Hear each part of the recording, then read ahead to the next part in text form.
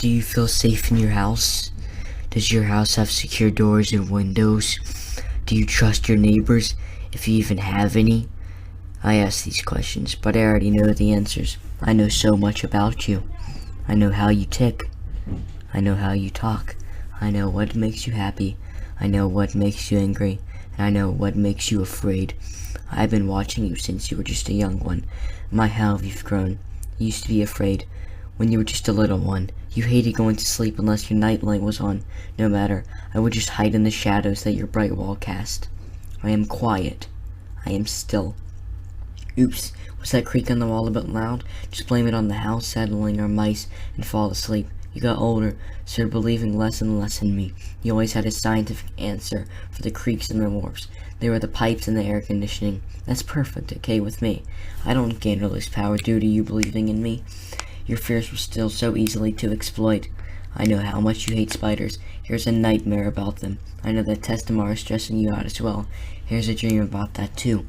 You must think that you were so strong that you can take on the world. Your parents say that the world is your oyster and you have to have all it takes to be whatever you want.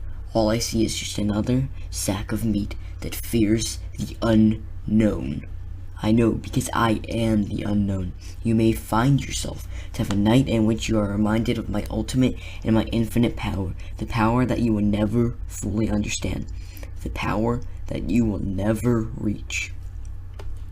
You will find yourself waking up from horrifying nightmares of my own creation, and you will look around your room.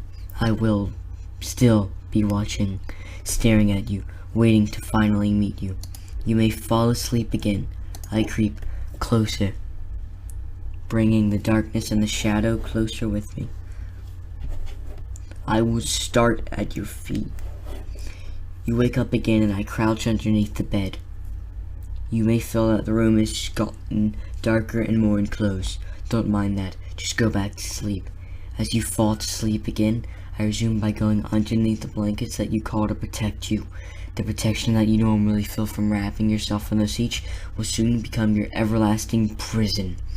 I creep closer and closer as you start to toss and turn from yet another nightmare that I have manufactured from the years of my research.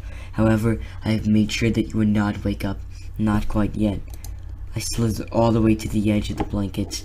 I also intensify that unpleasant dream that you are experiencing as you wake up once more. I really must say that I find so much pleasure in intensifying nightmares. Once more you look around the room, noticing that it's much darker. I can see you. I am just a foot or so from your face. You may never see me, but my pearly white eyes can see you. You start to drift off to sleep once more as I breathe out a bit. You notice right away as your body starts to shake and you start to sweat. You slowly pull the covers on until you start to make out my true features. You immediately notice my slightly troubled mouth. I know.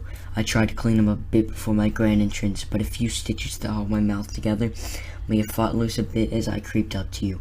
You started to scream as I breathed out the last thing that you will ever hear. The sound has been described as being in the middle of a major windstorm, in the middle of an open space. And make sure that you fall asleep right after, however.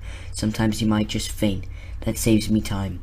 I creep back into my domain in the shadows to watch you as you sleep once more. I am the shadows that dance across your room at night. I am the banging pipes and the spider in your dreams.